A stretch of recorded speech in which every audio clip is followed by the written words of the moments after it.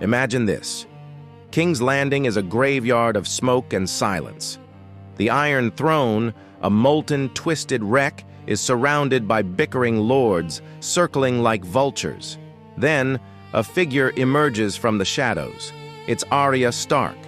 She looks at the chaos, her gaze as sharp as Valyrian steel, and says 5 words that change everything. No more games. Only truth. They didn't expect that. They expected a claim, a demand, a threat. But Arya didn't want the crown. And that, right there, was precisely why they gave it to her. Her coronation wasn't a spectacle of gold and silk. It was a promise. She ordered the remains of the Iron Throne to be reforged, not melted down and forgotten, but hammered into a new seat of power. A narrow, punishing chair welded together with steel from every one of the 7 kingdoms. A constant, uncomfortable reminder that to rule is a duty, not a comfort. Queen Arya's first acts weren't grand decrees. They were swift, precise cuts at the knots that had choked Westeros for centuries. She established the Truth Hall, a public court where any citizen could speak, and where lies would crumble under the weight of testimony. No more whispers in corridors, no more secrets poisoning the realm. She dissolved the position of Master of Whisperers, telling a stunned council, "You don't need one. You already have me." And she wasn't bluffing. By night, the Queen of the 7 Kingdoms would disappear. She'd put on a new face, a beggar, a washerwoman, a dockhand, and walk the streets of her city. She'd listen in the taverns and the alleys, hearing the truths that would never reach the Red Keep. She learned what her people truly feared, what they hoped for, and what they needed.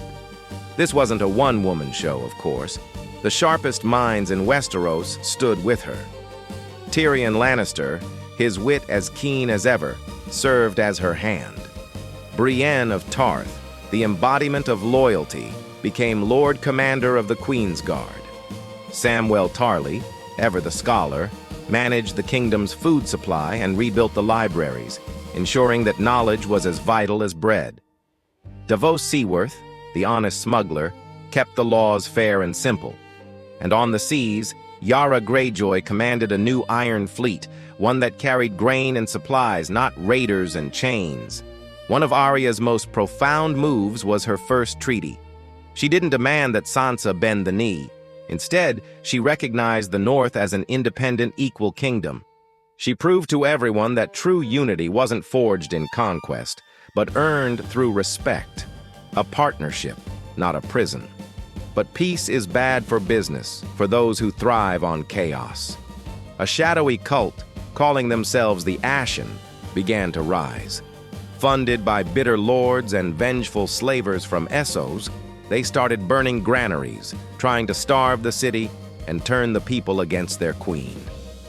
One night, they moved to strike the largest storehouse in King's Landing. But when they burst in, torches held high, they found a lone washerwoman waiting for them. As the flames rose around her, her face shifted, the scars melting away to reveal Arya Stark. The mob scattered in terror, and the ringleaders were captured, facing justice in the light of day, not a knife in the dark. Arya's diplomacy was just as unconventional. She used the truths she'd overheard in the streets to undercut grasping ambassadors and forge treaties at dawn. Tariffs fell, shipyards boomed with construction, and for the first time in a generation, the city of King's Landing could finally breathe. But power, as we know, is a constant test. A threat arrived from across the narrow sea. A faceless man, disguised as a child offering a wooden horse, came to collect a debt. But Arya was no longer just a girl with a list. She was the Wolf Queen. She sensed the assassin's intent, the shift in their breath, the subtle angle of their approach. She moved first, disarming them without a kill. Instead of a body, she sent a message back to the House of Black and White, a purse of gold and a quiet warning. The wolf wears many faces now. Choose another prey. With the realm stabilizing, Arya drafted the Night Charter. This new set of laws banned executions without a public hearing and outlawed secret prisons. To enforce it, she created the Night Wardens, a new order drawn from orphans and reformed thieves.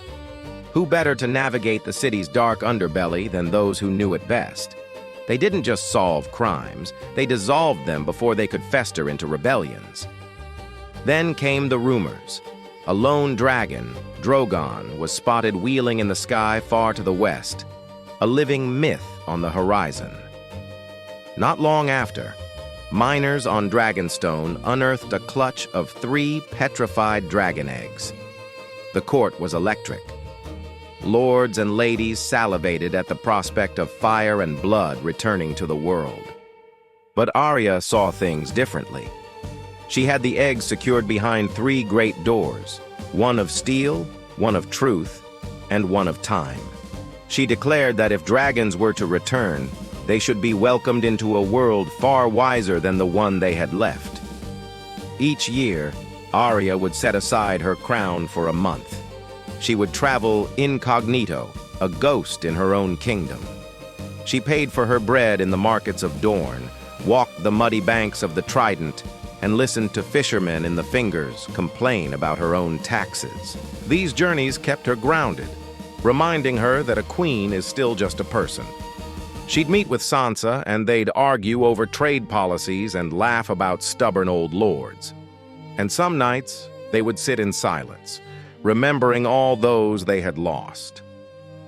With Sam, she wrote A Common Tongue of Laws, a simple, illustrated book so clear that a blacksmith could quote it to a lord and win. Her reign changed the very culture of Westeros. Mummers put on plays called The Girl with Many Faces.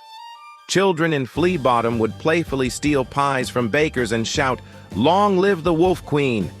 when caught, testing the fairness of the law. Brienne would glower, Davos would fume, but Arya would just smile. It meant the people finally believed the law was on their side. Eventually, the question the whole court was afraid to ask finally came. "Your Grace, who is your heir?" Arya looked at the hard, welded chair she sat on. "A crown that crushes children," she said, "should not be a prize." She proposed a new system, the Moot of Blades. If no direct heir stands, a grand council of lords, commoners, and envoys from the free cities would gather in the Truth Hall. They would question candidates in the open and choose their next ruler together. Tyrion, ever the pragmatist, warned her, "It'll be a mess." Arya's reply was simple. Better a loud mess than a quiet tyranny. Years passed. The throne remained hard and honest. The roads were repaired, the granaries were full, and the Game of Thrones, while not entirely gone, was played on a much smaller, stricter board. And every now and then, a small, nameless ship would slip out of the harbor. At its bow stood a lone figure, needle at her hip, the wind in her hair. Some said it was the Queen, sailing to light a candle for the ghosts beyond the sunset sea. Others whispered she was chasing the echo of a dragon's roar. When a new generation of children asked who Arya Stark was, their grandmothers would point to the strange iron chair in the Red Keep. She was the queen who never grew soft, they'd say, because she never stopped walking. A long time ago, a girl asked a question. "What's west of Westeros?" A queen finally answered it, not with a map, but with a kingdom that learned to tell the truth. Thanks so much for watching. What do you think of Queen Arya's reign? Let me know down in the comments, and if you enjoyed this journey into what could have been, don't forget to like, subscribe, and hit that bell so you don't miss our next story. See you next time.